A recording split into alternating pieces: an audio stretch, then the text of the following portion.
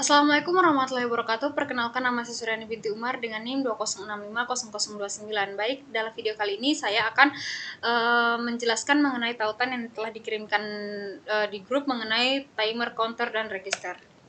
Yang pertama itu bagaimana konfigurasi bit dari register terkait timer atau counter 16 bit untuk menghitung waktu 3 detik.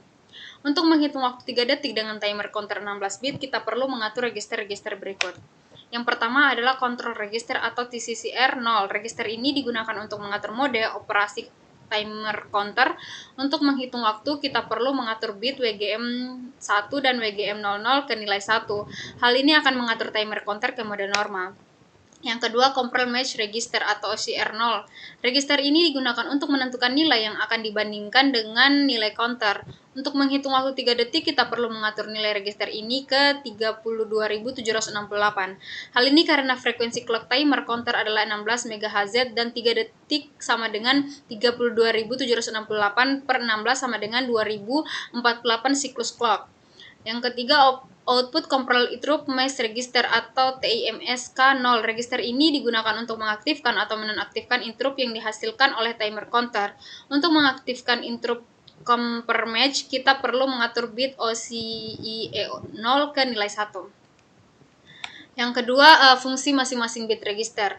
Fungsi setiap bit dalam sistem 8 bit, 16 bit, dan 32 bit itu tergantung pada aplikasi spesifik.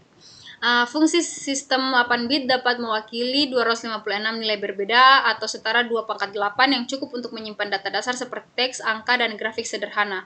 Mereka biasanya digunakan di komputer awal dan konsol video game. Yang kedua, fungsi sistem 16 bit dapat mewakili 65.536 nilai berbeda atau setara dengan pangkat 2/16 yang cukup untuk menyimpan data yang lebih kompleks seperti audio dan grafik berkualitas lebih tinggi. Mereka umumnya digunakan di komputer pribadi pada tahun 1980-an dan awal 1990-an. Fungsi sistem 32 bit dapat mewakili 4.294.967.296 nilai berbeda atau 2/32 yang cukup untuk menyimpan data yang lebih kompleks seperti gambar dan video beresolusi tinggi. Mereka adalah jenis sistem yang paling umum digunakan saat ini komputer pribadi, ponsel pintar, dan perangkat lainnya. Mungkin itu saja yang dapat saya jelaskan mengenai tautan yang telah dikirim pada grup. Apabila ada kekurangan mohon dimaafkan. Saya akhiri dengan ucapan wabillahi taufiq wal hidayah. Wassalamualaikum warahmatullahi wabarakatuh.